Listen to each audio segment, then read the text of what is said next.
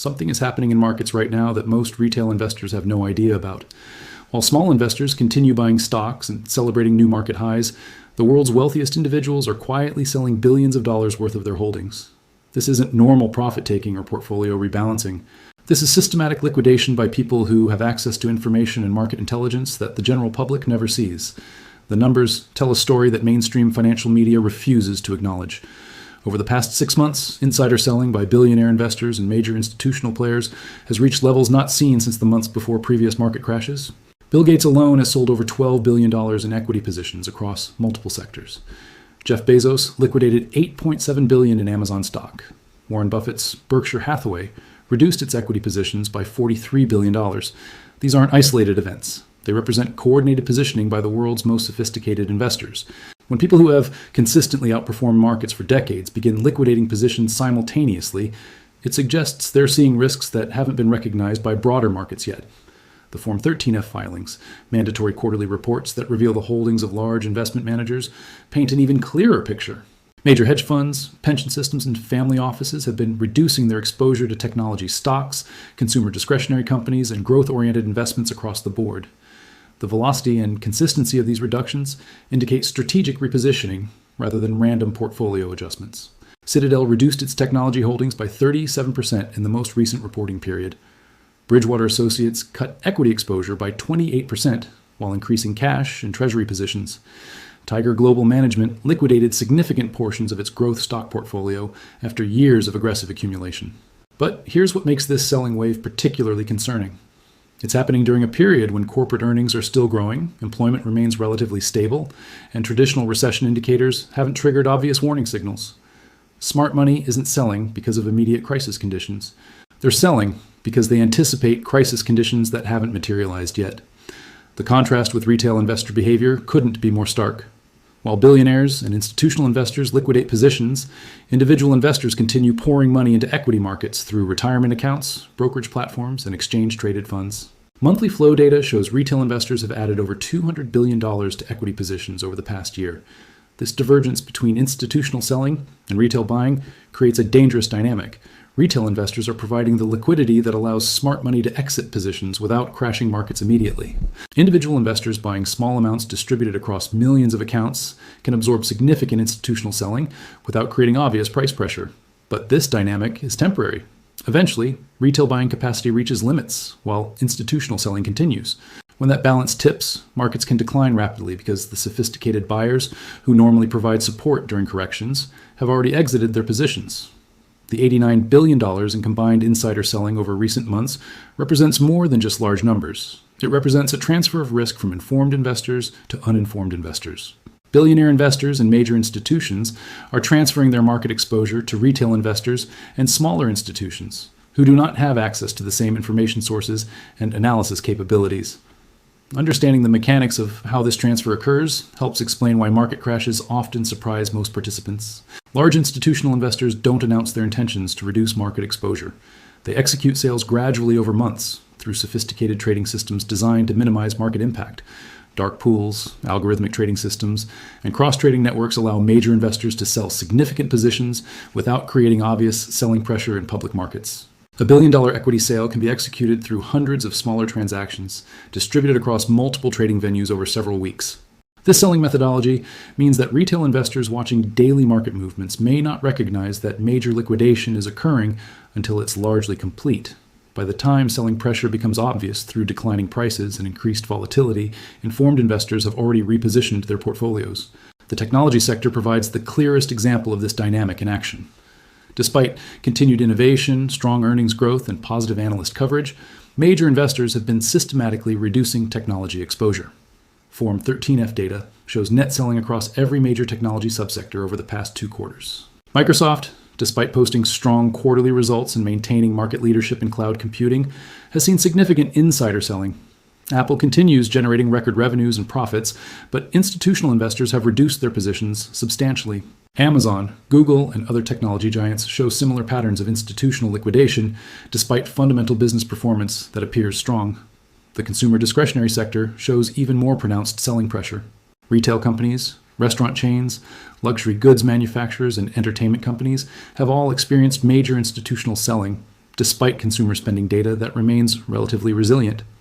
This sectoral selling pattern suggests that informed investors are positioning for economic conditions that would impact discretionary spending and technology investment simultaneously. Such conditions typically involve significant economic disruption rather than normal cyclical downturns. Historical analysis reveals that similar selling patterns have preceded major market corrections with remarkable consistency. Before the 2008 financial crisis, major investors began liquidating financial sector positions months before credit problems became publicly apparent. Before the 2000 technology crash, institutional investors reduced technology exposure while retail investors continued buying growth stocks aggressively. The pattern repeats because institutional investors have access to leading indicators that predict economic problems before they become obvious through traditional metrics. Corporate earnings reports, employment statistics, and GDP growth data represent lagging indicators that confirm conditions that sophisticated investors recognized months earlier. Leading indicators available to major investors include corporate borrowing patterns, supply chain disruption data, commodity price relationships, currency flows, and credit market spreads. These metrics provide early warning signals about economic stress before it shows up in headline economic statistics. Current leading indicators are flashing warning signals across multiple categories. Corporate debt refinancing costs have increased dramatically as interest rates remain elevated. Supply chain costs continue rising despite official inflation data, suggesting price pressures are moderating. Credit spreads between corporate bonds and treasury securities are widening steadily. Banking sector data reveals additional stress signals that aren't reflected in stock prices yet. Commercial real estate loan defaults are accelerating. Consumer credit card delinquency rates are approaching post-recession highs. Small business loan demand has collapsed as entrepreneurs delay expansion plans due to borrowing costs. These banking sector problems create systemic risks because banks are interconnected through lending relationships, derivative contracts, and shared exposure to similar asset classes. When banking stress develops, it typically spreads through the financial system faster than regulators can contain it. The regional banking stress that emerged in early 2023 with Silicon Valley Bank and Credit Suisse demonstrated how quickly banking problems can cascade through global financial markets. Similar stress indicators are building again, but they're developing more gradually and receiving less attention from financial media. International factors add complexity to the current situation.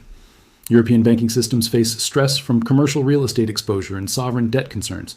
Japanese banks hold massive amounts of U.S. Treasury securities that face valuation risk if interest rates continue rising. Chinese financial institutions struggle with property sector defaults and local government debt problems. These international banking stresses create global liquidity concerns that affect all asset markets.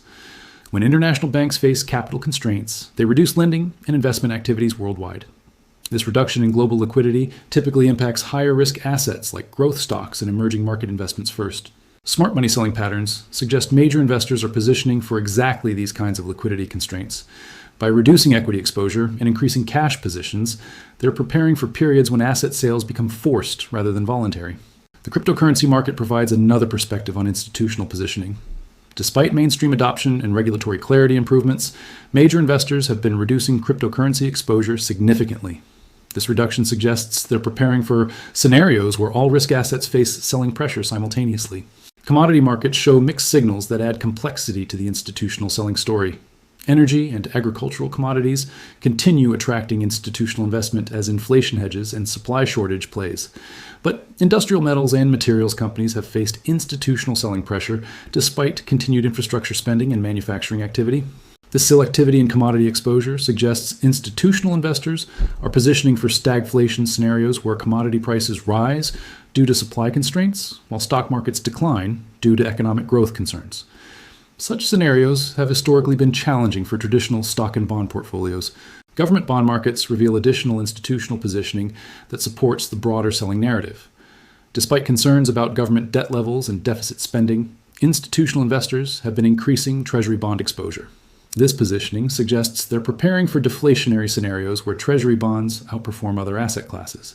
The yield curve inversion that has persisted for over 18 months provides additional context for institutional positioning. Inverted yield curves have preceded every major recession over the past 50 years. The current inversion is among the longest and most severe on record, suggesting significant economic disruption may be approaching. Central bank policies add another layer of complexity that informed investors must navigate. Federal Reserve communications suggest continued restrictive monetary policy despite economic growth concerns. European central bank policy remains focused on inflation control rather than growth support. These policies create headwinds for asset prices that may not be fully reflected in current market valuations. The lag time between monetary policy implementation and economic impact means that current restrictive policies may not show their full effects for several more quarters.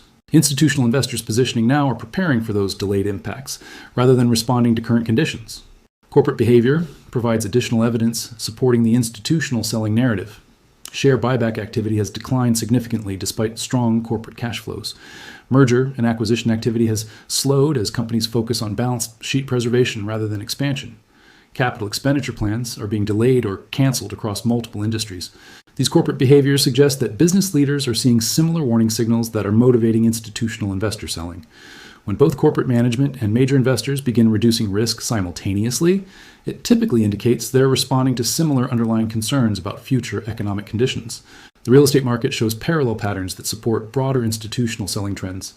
Commercial real estate values continue declining as remote work reduces office demand, and higher interest rates make property investments less attractive. Residential real estate markets show increasing inventory and declining transaction volumes in most major metropolitan areas. Real estate weakness creates wealth effects that impact consumer spending, banking sector stability, and local government finances. These effects typically develop slowly, but accelerate once property value declines reach critical thresholds. Insurance company behavior provides another window into institutional thinking. Major insurers have been reducing equity allocations and increasing bond holdings despite higher interest rates making bonds more attractive relative to stocks. This positioning suggests insurance companies are preparing for scenarios where claim costs increase while investment returns decline. Pension fund positioning shows similar patterns. Public pension systems have reduced equity exposure and increased alternative investments like real estate, commodities, and private credit. These allocation changes suggest pension fund managers are preparing for extended periods of lower returns and higher volatility.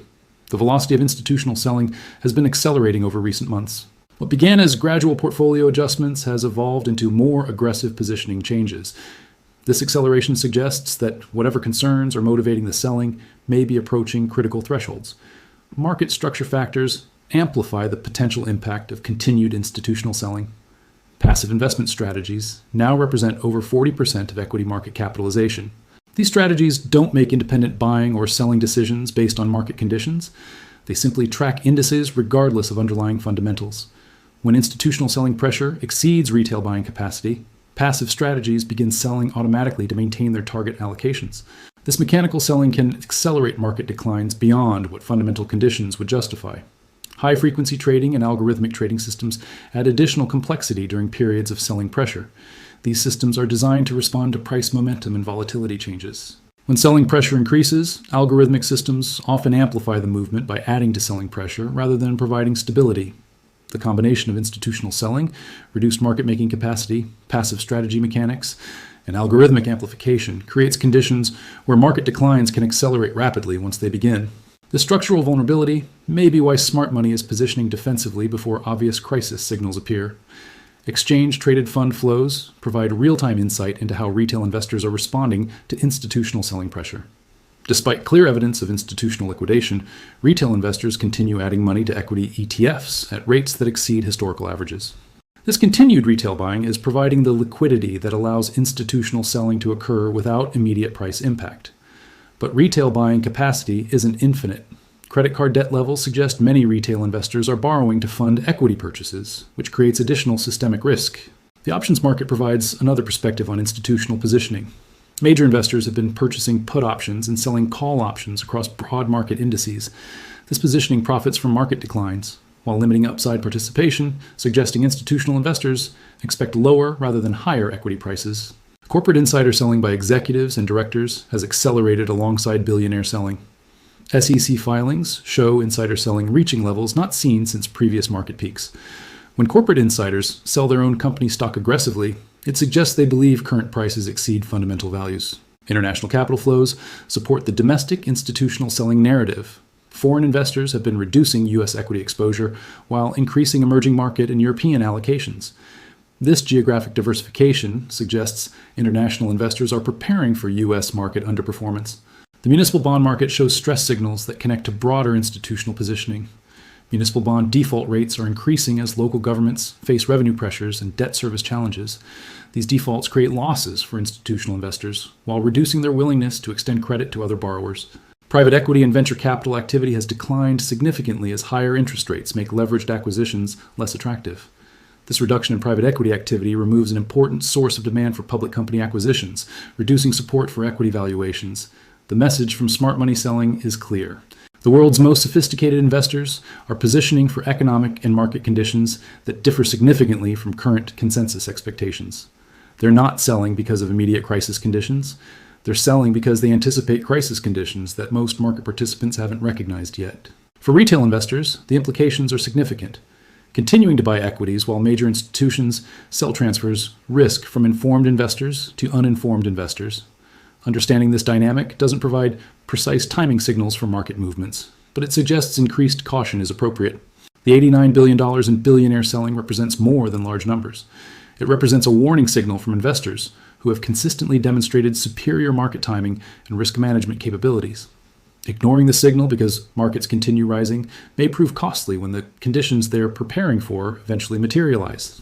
Market crashes don't announce themselves through headlines or obvious signals. They begin with exactly the kind of quiet institutional selling that's occurring right now. By the time the selling becomes obvious through price declines and increased volatility, the opportunity for defensive positioning has passed. The silent selling wave is no longer silent for those who know where to look. The data is clear, the patterns are consistent with historical precedents, and the message is unmistakable. Smart money is heading for the exits, while retail money continues entering through the front door.